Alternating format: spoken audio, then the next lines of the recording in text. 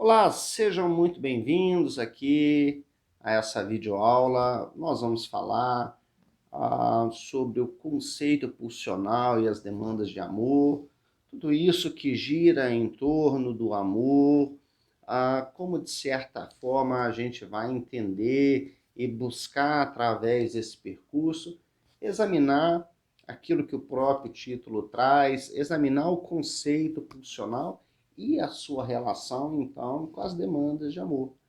A gente sabe que a sexualidade humana, para a psicanálise, ela não é regida pelo instinto, portanto, é regida pela pulsão, por isso que nos cabe, então, fazer esse percurso um pouco detalhado sobre o funcionamento da pulsão e as suas influências também no campo do amor.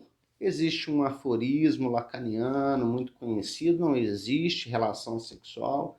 E quando Lacan fala isso, na verdade ele não está negando a existência do ato sexual propriamente dito, mas ele quer dizer que não há, de certa forma, uma proporção entre os sexos. Ou seja, não há uma proporção nessa união.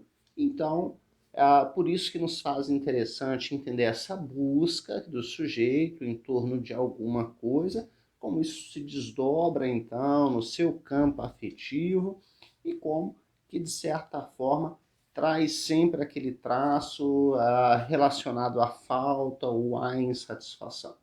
Então, ao longo dessa investigação, nós vamos entender todas essas demandas do amor, entender que ela se localiza entre o registro simbólico e o registro imaginário, sendo que isso é produtor de sentido. Isso que é essas demandas de amor é aquilo que, de certa forma, produz um sentido por essa busca. O amor faz, de certa maneira, o sujeito, então, crer numa ilusão de uma concepção sexual, de uma completude ou de uma satisfação plena. Muitas vezes faz com que o sujeito, inclusive, por causa de todas essas demandas, coloque o amor também sobre a condição de necessário. Nós vamos iniciar, como já dissemos, esse percurso, claro, exploramos tudo aquilo que o Freud também nos coloca em relação às suas descobertas em relação a, ao desenvolvimento humano, à psicossexualidade propriamente dita. A gente sabe que dessas inúmeras contribuições que Freud nos trouxe acerca do ser humano, de seus comportamentos, das suas ações, a mais notável, claro, diz respeito então ao campo da sexualidade. Campo que até hoje ainda gera muitas doses de incompreensão, devido ao impacto que muitas vezes essa temática provoca. Existe uma obra freudiana que está ali na Conferência 20 de 1917, que é super interessante, quando Freud, então, começa a argumentar, e veja bem que nós estamos falando aí de um período de talvez 12 anos a partir do momento que ele escreve os 3 ensaios sobre a teoria da sexualidade, porém com as suas várias reedições, mas em 1917, na Conferência 20, o Freud, então, busca argumentar sobre a impossibilidade da representação psíquica da diferença anatômica entre os sexos. Ele começa a perceber que existe uma forma de representação distinta para o menino e distinta para a menina, visando assim, então, realizar uma descrição da vida sexual, então, dos seres falentes. Então, para quem não conhece essa obra, fica já a primeira dica, Conferência 20. E o Freud vai extrair uma conclusão super bacana a partir disso. Ele vai dizer que aquilo que é sexual seria, então, da ordem do impróprio. Portanto, a gente vai, então, começar a pensar o sexual como algo que reúne uma referência em contraste ao sexo, né? A busca de prazer, a função reprodutora e as características de algo que é impróprio, que deve ser mantido secreto. Por isso, tantas coisas orbitam, giram em torno da sexualidade humana.